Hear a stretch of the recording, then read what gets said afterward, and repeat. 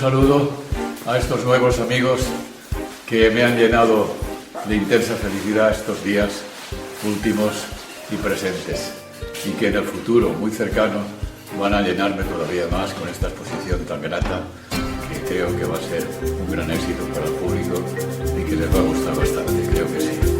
Gracias.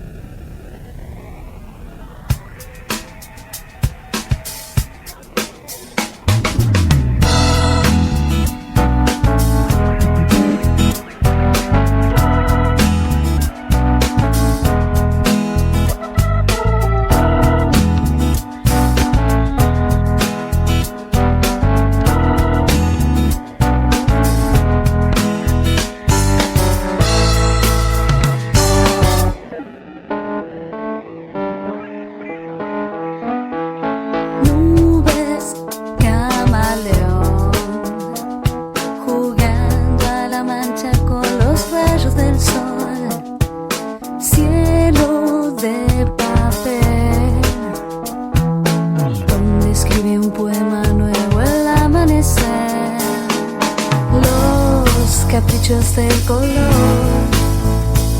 girando en el caleidoscopio, al salir o entrar el sol.